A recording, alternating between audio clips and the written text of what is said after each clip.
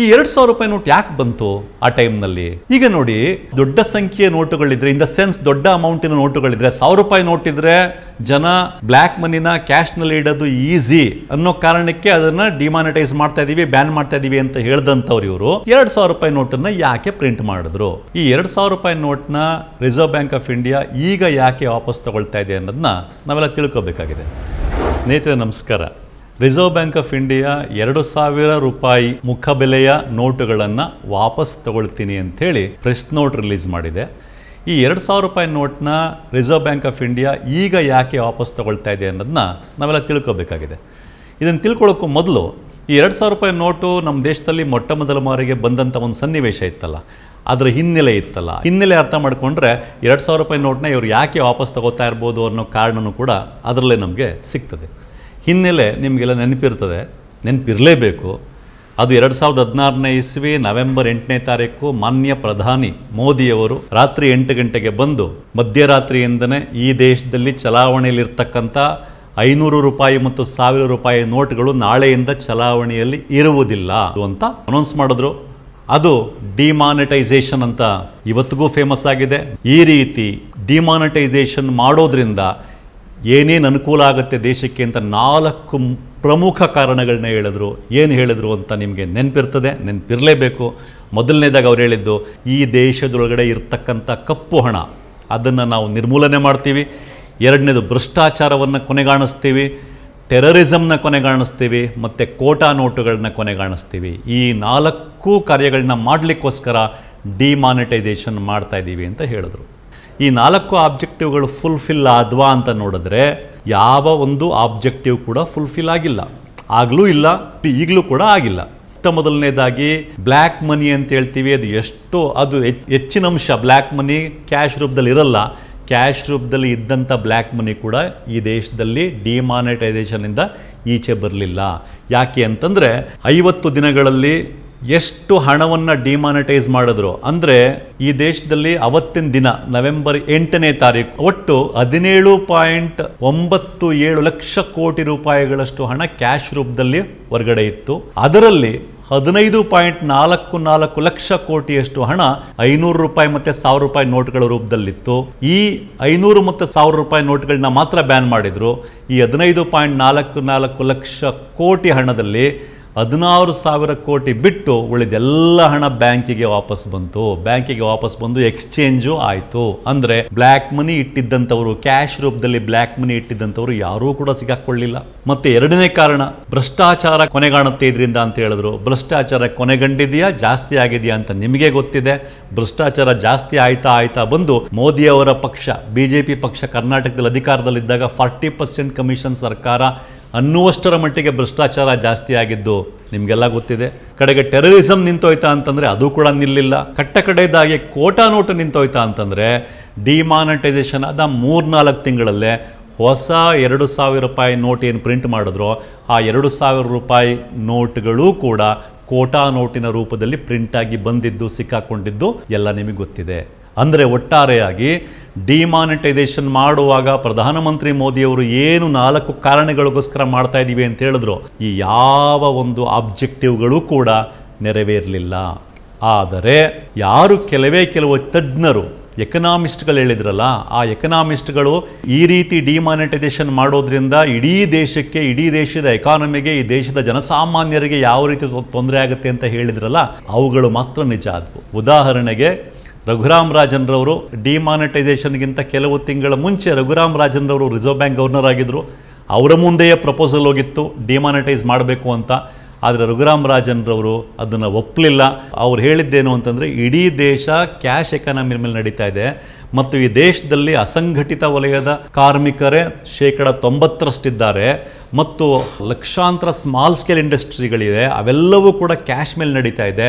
ಈ ರೀತಿ ಡಿಮಾನಿಟೈಸ್ ಮಾಡಿದ್ರೆ ಆ ಎಲ್ಲ ಸ್ಮಾಲ್ ಸ್ಕೇಲ್ ಇಂಡಸ್ಟ್ರಿಗಳಿಗೂ ಹೊಡೆತ ಬೀಳುತ್ತೆ, ಲಕ್ಷಾಂತರ ಜನ ಕೆಲಸ ಕಳ್ಕೊಳ್ಳೋ ಅಪಾಯ ಇದೆ ಅಂತ ರಘುರಾಮ್ ರಾಜನ್ ನೋಟಲ್ಲಿ ಬರೆದಿದ್ರು. ರಘುರಾಮ್ ರಾಜನ್ ರವರು ಹೇಳಿದ್ದು ನಿಜ ಆಯಿತು. ಅದೇ ರೀತಿ ಪ್ರೊಫೆಸರ್ ಅರುಣ್ ಕುಮಾರ್ ಅಂತ ಇಂಡಿಯಾದಲ್ಲಿ ಬ್ಲ್ಯಾಕ್ ಮನಿ ಬಗ್ಗೆ ಸ್ಟಡಿ ಮಾಡಿರ್ತಕ್ಕಂಥ ಒಬ್ಬ ಎಕ್ಸ್ಪರ್ಟ್ ಎಕನಾಮಿಸ್ಟ್ ಅವರು ಹೇಳಿದ್ದು ಕೂಡ ಇದರಿಂದ ಯಾವ ಬ್ಲ್ಯಾಕ್ ಮನಿಯೂ ಈಚೆ ಬರೋಲ್ಲ ಮತ್ತೆ 17.97 ಲಕ್ಷ ಕೋಟಿಯಷ್ಟು ಹಣ ನಗದಿನ ರೂಪದಲ್ಲಿ ಮಾರ್ಕೆಟಲ್ಲಿ ಏನಿದೆ, ಅದರಲ್ಲಿ 15.44 ಲ್ಯಾಕ್ ಕ್ರೋರ್ ರುಪೀಸ್ನ ಬ್ಯಾನ್ ಮಾಡೋದ್ರಿಂದ, ನೋಟ್ಬಂದಿ ಮಾಡೋದ್ರಿಂದ ಟೋಟಲ್ ಕರೆನ್ಸಿ ಎಷ್ಟಿದೆ ಮಾರ್ಕೆಟಲ್ಲಿ, ಅದರಲ್ಲಿ 86% ಆಫ್ ಕರೆನ್ಸಿನ ವಾಪಸ್ ತಗೊಳ್ಳೋ ಕೆಲಸ ಇದು ಹೇಗಿರುತ್ತೆ ಅಂತಂದ್ರೆ, ಒಬ್ಬ ಮನುಷ್ಯನ ದೇಹದಿಂದ ನೀವು 86% ಅಷ್ಟು ರಕ್ತವನ್ನು ಈಚೆ ತೆಗೆದ್ರೆ ಆ ಮನುಷ್ಯ ಬದುಕಲಿಕ್ಕೆ ಸಾಧ್ಯನಾ? ಇಡೀ ಕ್ಯಾಶ್ ಮೇಲೆ ಡಿಪೆಂಡ್ ಆಗಿರ್ತಕ್ಕಂಥ ನಮ್ಮ ದೇಶದಂಥ ಎಕಾನಮಿ ಒಳಗಡೆ ನೀವು 86% ಅಷ್ಟು ಕ್ಯಾಶ್ನ ಈಚೆ ತೆಗೆದುಬಿಟ್ರೆ ಈ ರೀತಿ ದೇಶದ ಎಕಾನಮಿಗೆ ಸಿಕ್ಕಾಬಟ್ಟೆ ಏಟಾಗುತ್ತೆ, ಜನಸಾಮಾನ್ಯರು ಅತ್ಯಂತ ಕಷ್ಟಕ್ಕೊಳಗಾಗ್ತಾರೆ ಅಂತ ಪ್ರೊಫೆಸರ್ ಅರುಣ್ ಕುಮಾರ್ ಹೇಳಿದ್ರು. ಅದು ಕೂಡ ನಿಜ ಆಯಿತು. ಈ ದೇಶದಲ್ಲಿ ಡಿಮಾನಿಟೈಸೇಷನ್ ಇಂದ ನಮಗೆ ಗೊತ್ತಿರೋ ಹಾಗೆ ಸಾವಿರಾರು ಸ್ಮಾಲ್ ಸ್ಕೇಲ್ ಇಂಡಸ್ಟ್ರಿಗಳು ಮುಚ್ಕೊಂಡು ಹೋದ್ವು. ಲಕ್ಷಾಂತರ ಜನ ಅಸಂಘಟಿತ ವಲಯದಲ್ಲಿ ಕೆಲಸ ಮಾಡ್ತಾ ಇದ್ದಂಥ ಕಾರ್ಮಿಕರು ಕೆಲಸ ಕಳ್ಕೊಂಡ್ರು.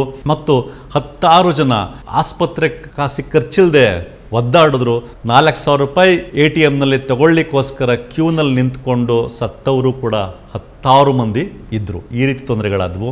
ಕಡೆಗೆ ಒಬ್ಬ ನಾಲೆಡ್ಜ್ ಇರುವಂಥ ಎಕನಾಮಿಸ್ಟ್ ಆದಂಥ ಮಾಜಿ ಪ್ರಧಾನಿ ಮನಮೋಹನ್ ಸಿಂಗ್ ರವರು ರಾಜ್ಯಸಭೆಯೊಳಗೆ ಹೇಳಿದ್ರು, ಈ ರೀತಿಯ ಡಿಮಾನಿಟೈಸೇಷನ್ ಮಾಡಿರೋದ್ರಿಂದ 3ನೇ ತ್ರೈಮಾಸಿಕದಲ್ಲಿ ಇಂಡಿಯಾದ GDP ಕನಿಷ್ಠ 2% ಅಷ್ಟು ಕಡಿಮೆ ಆಗುತ್ತೆ ಅಂತ ಹೇಳಿದ್ರು.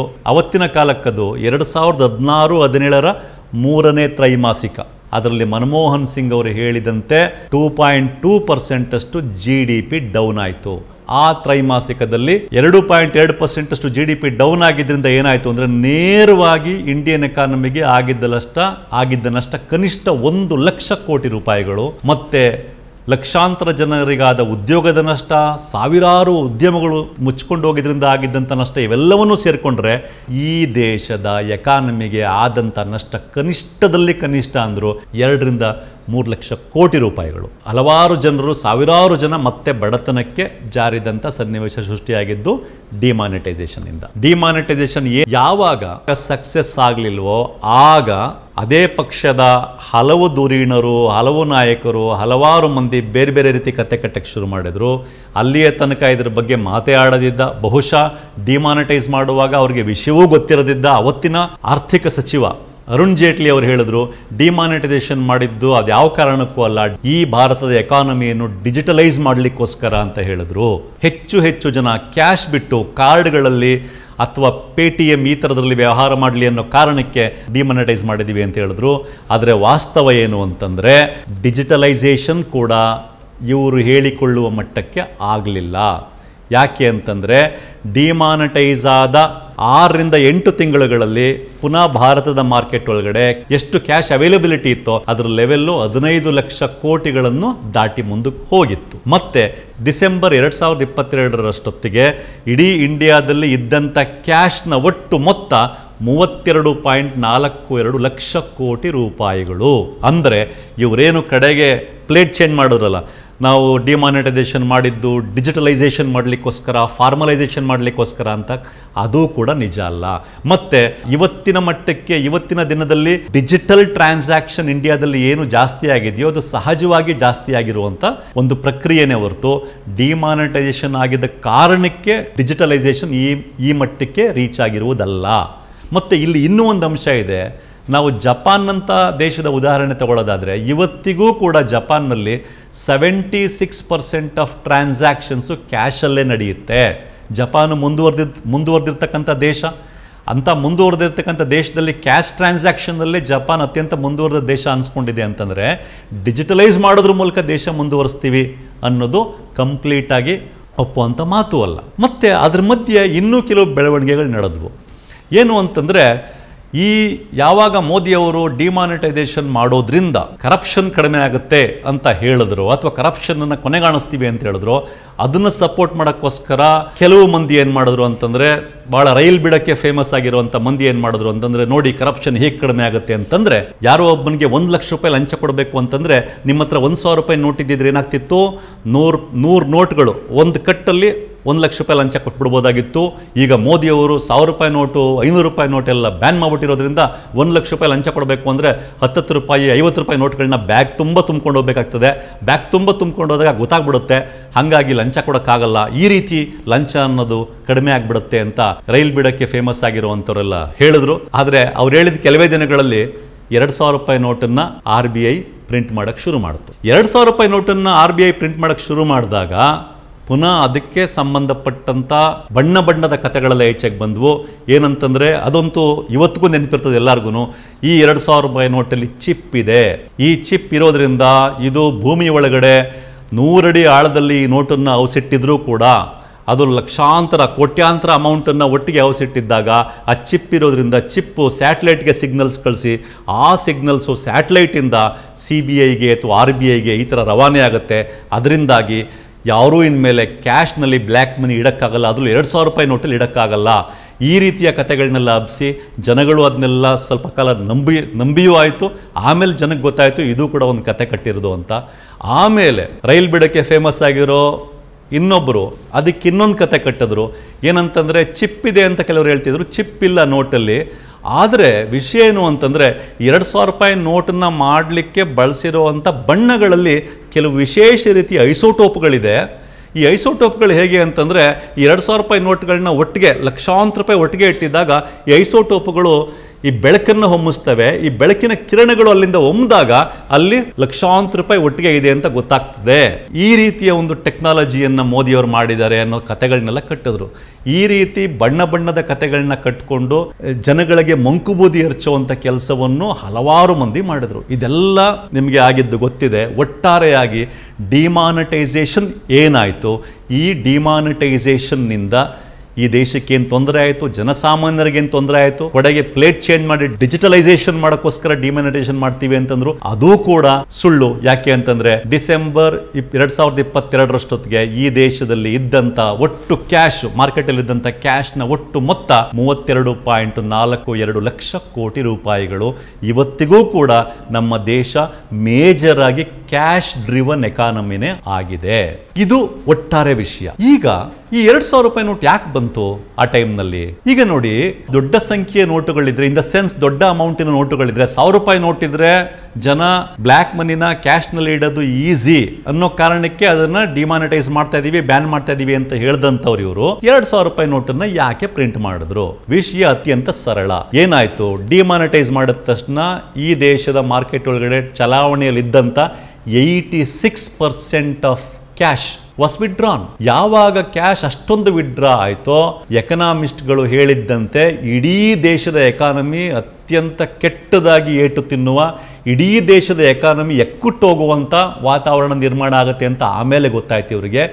ಆಗ ಅತ್ಯಂತ ಅರ್ಜೆಂಟ್ ಆಗಿ ದೇಶದ ಮಾರ್ಕೆಟ್ ಒಳಗಡೆಗೆ ಕ್ಯಾಶನ್ನು ಪುಷ್ ಮಾಡುವಂಥ ಅನಿವಾರ್ಯತೆ ಬಂತು. ಅನಿವಾರ್ಯತೆ ಬಂದಾಗ ಸಹಜವಾಗಿ ಅವರು ಇನ್ನೂ ಹೆಚ್ಚಿನ ಮುಖಬಲೆಯ ನೋಟ್ಗೆ ಮೊರೆ ಹೋಗ್ಬೇಕಾಯ್ತು. ಒಟ್ಟಾರೆಯಾಗಿ ಅತಿ ಬೇಗ ಕ್ಯಾಶ್ನ ಮಾರ್ಕೆಟ್ ಒಳಗಡೆ ಪುಷ್ ಮಾಡಬೇಕಾದ ಅನಿವಾರ್ಯತೆಗೆ ಸಿಲುಕಿ ಹಾಕಿಕೊಂಡಿದ್ರಿಂದ ಅಗತ್ಯ ಇಲ್ಲ ಅಂದ್ರೂ ಕೂಡ 2,000 ರೂಪಾಯಿ ನೋಟ್ನ ಪ್ರಿಂಟ್ ಮಾಡುವಂಥ ದಾರಿಗೆ ಹೋಗಲೇಬೇಕಾಯಿತು. ಆ ಕಾರಣಕ್ಕೆ ಅವತ್ತಿನ ದಿನ 2,000 ರೂಪಾಯಿ ನೋಟ್ನ ಪ್ರಿಂಟ್ ಮಾಡಿದ್ರು. 2,000 ರೂಪಾಯಿ ನೋಟ್ನ ಪ್ರಿಂಟ್ ಮಾಡಿದಾಗ ಎಗೇನ್ ಯಾರು ಕ್ಯಾಶ್ ರೂಪದಲ್ಲಿ ಬ್ಲ್ಯಾಕ್ ಮನಿನ ಇಟ್ಕೊಳ್ತಾರೋ ಅಂಥವ್ರಿಗೆ ಅನುಕೂಲ ಆಯಿತು. ಮತ್ತು 2,000 ರೂಪಾಯಿ ನೋಟಿನ ಕತೆ ಏನಾಯಿತು ಅಂತಂದರೆ, ನಮಗೆಲ್ಲ ಗೊತ್ತಿರೋ ಹಾಗೆ 2,000 ರೂಪಾಯಿ ನೋಟ್ ಯಾರು ಜಾಸ್ತಿ ಯೂಸ್ ಮಾಡ್ತಾರೆ? ರಿಯಲ್ ಎಸ್ಟೇಟ್ನವರು, ಕನ್ಸ್ಟ್ರಕ್ಷನ್ ಬಿಸ್ನೆಸ್ಸಲ್ಲಿರೋರು, ಯಾರು ಹೆಚ್ಚು ಮೊತ್ತವನ್ನು ಟ್ರಾನ್ಸಾಕ್ಷನ್ ಮಾಡ್ತಾರೋ ಕ್ಯಾಶ್ ರೂಪದಲ್ಲಿ ಅಂಥವ್ರು 2,000 ರೂಪಾಯಿ ನೋಟ್ನ ಬಳಸ್ತಾರೆ ಹೊರತು ಜನಸಾಮಾನ್ಯರು ನಮ್ಮಂಥವ್ರು ನಿಮ್ಮಂಥವ್ರು ದೈನಂದಿನ ಬಳಕೆಗಳಿಗೆ 2,000 ರೂಪಾಯಿ ನೋಟ್ ಬಳಸೋದು ಕಡಿಮೆನೇ ಇತ್ತು. ಹಾಗಾಗಿ 2,000 ರೂಪಾಯಿ ನೋಟಿನ ಬಳಕೆ ಈ ದೇಶದಲ್ಲಿ 2018 ಮಾರ್ಚ್ 31 ವೇಳೆಗೆ ಇದ್ದಂಥದ್ದು 6.73 ಲಕ್ಷ ಕೋಟಿ ರೂಪಾಯಿಗಳಷ್ಟು ಹಣ, ನಗದಿನ ಹಣ 2,000 ರೂಪಾಯಿ ನೋಟ್ಗಳ ರೂಪದಲ್ಲಿತ್ತು. ಅದು ಬರ್ತಾ ಡಿಸೆಂಬರ್ 2022 ಹೊತ್ತಿಗೆ ಅದು ಈಗ ಮಾರ್ಕೆಟ್ನಲ್ಲಿ ಕೇವಲ 3.62 ಲಕ್ಷ ಕೋಟಿಯಷ್ಟು ಹಣ 2,000 ರೂಪಾಯಿ ನೋಟ್ಗಳ ರೂಪದಲ್ಲಿದೆ. ಅಂದರೆ ಈಗ ಮಾರ್ಕೆಟ್ ಒಳಗಡೆ ಒಟ್ಟಾರೆ ಎಷ್ಟು ಕರೆನ್ಸಿ ಇದೆಯೋ ಆ ಕರೆನ್ಸಿನಲ್ಲಿ 10.8% ಅಷ್ಟು ಹಣ ಮಾತ್ರ 2,000 ರೂಪಾಯಿ ನೋಟ್ಗಳ ರೂಪದಲ್ಲಿದೆ.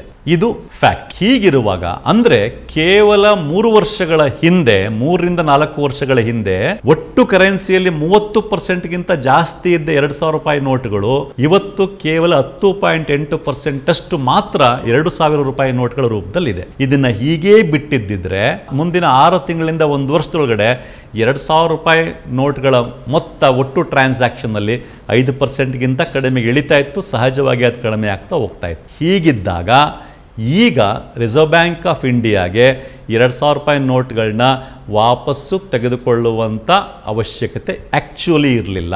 ಹೀಗೇನು ಮಾಡಿದ್ದಾರೆ, ಮೇ 23ನೇ ತಾರೀಕಿಂದ ಸೆಪ್ಟೆಂಬರ್ ಈ 4 ತಿಂಗಳ ಅವಧಿಯೊಳಗಡೆ 2,000 ರೂಪಾಯಿ ನೋಟ್ಗಳನ್ನ ಥ್ರೂಔಟ್ ದ ಕಂಟ್ರಿ ಎಲ್ಲ ಬ್ಯಾಂಕ್ಗಳಲ್ಲೂ ಎಲ್ಲ ಬ್ರಾಂಚ್ಗಳಲ್ಲೂ ಎಕ್ಸ್ಚೇಂಜ್ ಮಾಡ್ಕೋಬೇಕು, ಇಲ್ಲ ಅಂತಂದರೆ ಡೆಪಾಸಿಟ್ ಇಡಬೇಕು ಅಂತ ಮಾಡಿದ್ದಾರೆ. ಇದರಿಂದ ಏನಾಗ್ತದೆ ಅಂದರೆ ಮುಂದಿನ 4 ತಿಂಗಳುಗಳಲ್ಲಿ ಎಗೈನ್ ಬ್ಯಾಂಕ್ ಎಂಪ್ಲಾಯೀಸ್ ಮೇಲೆ ಬ್ಯಾಂಕ್ಗಳ ಮೇಲೆ ಅತ್ಯಂತ ದೊಡ್ಡ ಪ್ರೆಷರ್ ಬೀಳುತ್ತೆ. ಬಿಟ್ಟರೆ ಬೇರೆ ಯಾವ ಒಂದು ದೊಡ್ಡ ಒಂದು ಉದ್ದೇಶವೂ ಕೂಡ ಇದರಿಂದ ಈಡೇರೋದಿಲ್ಲ. ಮತ್ತು ಇದು ಮತ್ತೆ ಏನು ಪ್ರೂವ್ ಮಾಡ್ತಾ ಇದೆ ಅಂತಂದರೆ, ಈ ಸರ್ಕಾರ ಡಿಮಾನಿಟೈಸೇಷನ್ ಇರ್ಬೋದು, GST ಇರ್ಬೋದು, ಅದೇ ರೀತಿ CAA ಆ್ಯಕ್ಟ್ ಇರ್ಬೋದು, ಅಥವಾ ಕೋವಿಡ್ ಟೈಮ್ನಲ್ಲಿ 4 ಗಂಟೆಯ ಸಮಯ ಕೊಟ್ಟು ಇಡೀ ದೇಶ ಲಾಕ್ಡೌನ್ ಮಾಡಿದ್ದಂಥದ್ದಿರ್ಬೋದು, ಈ ರೀತಿ ತಲೆ ಬಂದ ಹಾಗೆ ಜನಸಾಮಾನ್ಯರಿಗೆ ಆಗುವ ಯಾವ ತೊಂದರೆನೂ ಲೆಕ್ಕಕ್ಕಿಟ್ಕೊಳ್ದೇನೆ ತಲೆಗೆ ಬಂದ ಹಾಗೆ ಅಥವಾ ಯಾವುದೋ ಕೆಲವರ ಅನುಕೂಲವನ್ನು ಮಾತ್ರ ಗಮನದಲ್ಲಿಟ್ಕೊಂಡು ಹಲವಾರು ವಿಷಯಗಳನ್ನ ಏನು ಮಾಡ್ತಾ ಬಂದರೋ, ಅದೇ ರೀತಿ ಈಗ 2,000 ರೂಪಾಯಿ ನೋಟ್ಗಳನ್ನ ಏನು ವಾಪಸ್ ತಗೊಳ್ತೀವಿ ಅಂತ ಹೇಳ್ತಾ ಇದ್ದೀರೋ, ಇದರಲ್ಲೂ ಅದೇ ರೀತಿಯ ಒಂದು ಲಕ್ಷಣ ಕಾಣಿಸ್ತಾ ಇದೆ. ಒಟ್ಟಾರೆಯಾಗಿ ಡಿಮಾನಿಟೈಸೇಷನ್, GST, ಯಾವುದೇ ಪ್ರಿಪ್ರೇಷನ್ ಇಲ್ಲದೆ ಆದಂಥ GST, ಈ ಥರ ಹಲವಾರು ನಿರ್ಧಾರಗಳಲ್ಲಿ ಹೇಗೆ ಜನರ ಕಷ್ಟವನ್ನು ಯಾವುದನ್ನು ಲೆಕ್ಕಕ್ಕಿಟ್ಕೊಳ್ಳದೆ ತಲೆಗೆ ಬಂದ ಹಾಗೆ ಮಾಡಿದ್ರೋ, ಇದನ್ನೂ ಕೂಡ ಹಾಗೆ ಮಾಡ್ತಾ ಇರತಕ್ಕಂಥ ಲಕ್ಷಣಗಳು ದಟ್ಟವಾಗಿ ಕಾಣಿಸ್ತಾ ಇವೆ. ನಮಸ್ಕಾರ ಡಿಯರ್ ಫ್ರೆಂಡ್ಸ್. ಮತ್ತಷ್ಟು ವಿಶೇಷ ವಿಡಿಯೋಗಳನ್ನು ನೋಡಲು ಮತ್ತು ಹೊಸ ವಿಡಿಯೋಗಳ ಬಗ್ಗೆ ತಿಳಿಯಲು eDina.com ಯೂಟ್ಯೂಬ್ ಚಾನೆಲ್ ಸಬ್ಸ್ಕ್ರೈಬ್ ಮಾಡಿ ಮತ್ತು ಬೆಲ್ ಐಕಾನ್ ಕ್ಲಿಕ್ ಮಾಡಿ.